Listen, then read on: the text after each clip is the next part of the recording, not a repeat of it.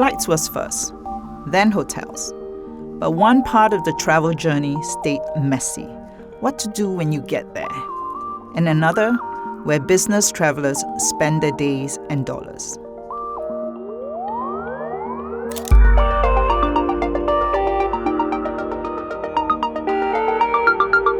In 1995, before Google, before Booking, Rod Cuthbert launched Viator. He believed tours and activities could be sold online. Most people thought he was insane. It took nearly 20 years for Viator to become attractive enough to be bought by TripAdvisor for $200 million in 2014. So when Viator first launched as a site that would offer customers experiences in the destination they were traveling to, we were creating a marketplace, and we really had no idea how easy or hard that would be. And it turned out to be incredibly easy. And there were a couple of reasons for that. First of all, tour operators, experience operators, people who were in the sightseeing business were intensely frustrated by the fact that when they got bookings in advance, which they liked, they often didn't get paid for them. And when the tour company eventually sent the invoice to the travel agency in Liverpool, it wasn't really a priority for them to pay it because they're never going to send anybody there again. And that's not to say that all travel agents were like that. Of course they weren't. Enough of them were like that it was very frustrating for experience operators. They wanted those advanced bookings, they wanted the international customers, but it seemed the only way they could get them was from a hotel concierge the day before the people wanted to do the experience. The sale of Viator lit up tours and activities. In 2014, two Hong Kong-based bankers and friends, Ethan Lin and Eric Ngok Fa, went on a trip to Nepal. They had a close encounter with death and wondered why it was so difficult for their generation of travelers to book things to do in destinations. They started Klook. In the last 10 years, Klook has grown impressively everywhere. It's proven the multi-market model can work in Asia, and in the next 20, it sees global as its new playground. But it's taken a few turning points to get here. So the first turning point was going mobile.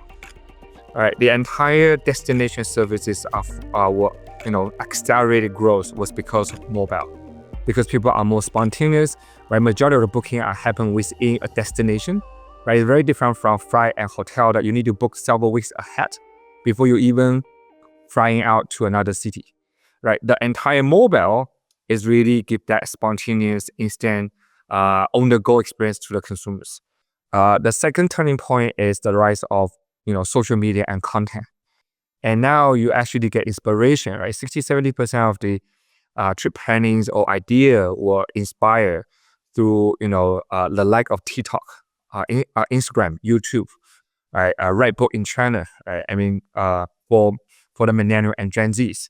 And the third one is the AI adoption, right? Which is largely changing how the localization, the service interaction with the consumer, the operational amount of the work in the travel space.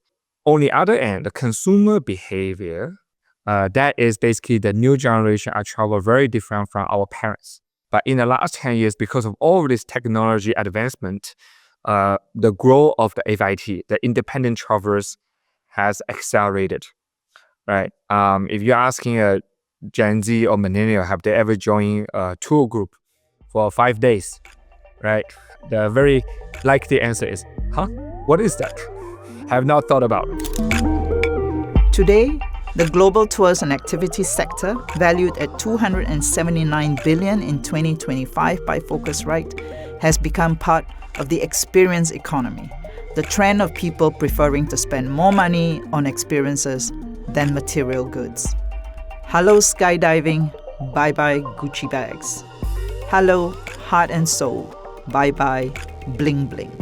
Then there's corporate travel, still stuck in the past and due for the biggest generational change in its history. New tech players, outsiders, OTAs are all moving into the space.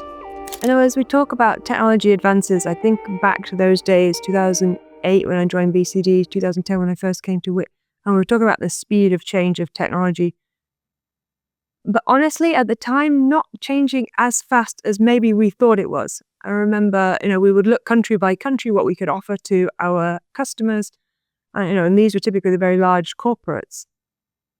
It was very nuanced by country, what type of payment options were available, what the GDS setup was by country, whether low-cost carriers were involved or not.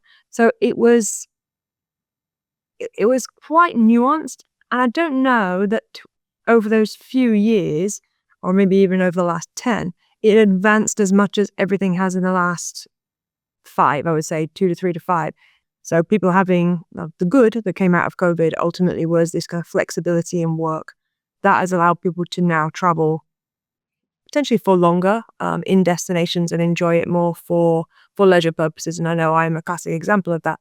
Definitely the budgets, corporate desire has changed, and then the consumer themselves when traveling. Experiences, corporate, long treated as afterthoughts. Now, they are the next rocket boosters that will reshape travel in the third wave.